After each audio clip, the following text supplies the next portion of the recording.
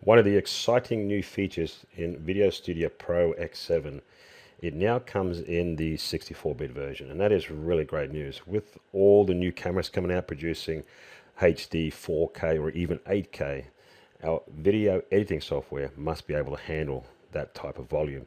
And what do I mean? Well, a 5-minute clip on your camera could produce anywhere up to 2 gigabytes of footage. So we must be able to process that. Now, in the 32-bit versions, you are limited to 3.25 gigabytes of RAM. So every time that would fill up, it would start deleting data in order for you to process your video. So if you have 3 gigabytes or 4 gigabyte footage, you can quickly see that you're going to come across a problem. So with the 64-bit, what this means is you now have access to unlimited amount of RAM. Well, not quite, actually. It's 16 exabytes of RAM, and that basically equates to 17 billion gigabytes of RAM. So we might as well say unlimited, because I don't know anybody that has that much RAM. Okay, so that's really great news. So that means you can constantly edit without it having to delete data and then reload more RAM. RAM stands for random access of memory. All right, but we still need to set up Video Studio in order to handle the 64 and all this new video footage. So let's do that. Let's go into settings. So in settings, go for preferences, and this is your preferences window. First thing I would do in the undo, as you can see, I've cranked it right up to 99, because if you're like me, that's how many mistakes I make. All right, let's go into our performance tab. So first thing is, if this is not checked, enable smart proxy, please check that. That's very important. Now it says here, create proxy when the video size is above 720 or 480. So anytime you introduce a file that is higher than 720, it will automatically create this proxy file. Now most cameras these days are starting to produce at 1280 by 720. So I'm going to change this to 1280 by 720. And especially in the 64-bit, I'm not worried for anything that's below 1280 by 720.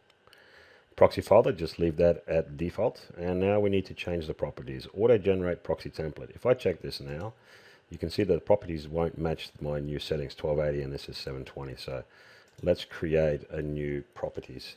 If I go into template, I do not see the option of 1280 by 720. So I'm going to add and remove and create my own new. Give it a name, HD, and press OK. First thing, general, and I'm going to look for my frame rate. So by default it's 15, and I'm going to bring that right up to 29.97. Now if you're in the US, I would recommend the 30 frame rate. Frame base, I only have one option, frame base, so that's good. And now I need to match my frame size. To do that, I go to compression, video type, I'm going to choose H.264 high, you know it as MP4, and I'm going to change my data rate to 4000 or 4 megabytes.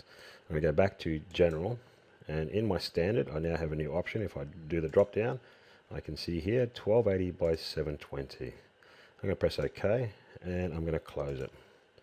Now that I have this new template created, I can simply go to template, HD. So now you see it matches perfectly, and I'm going to check auto generate. So now I'm good to go as far as my proxy settings go. Editing process, make sure the enable hardware is checked.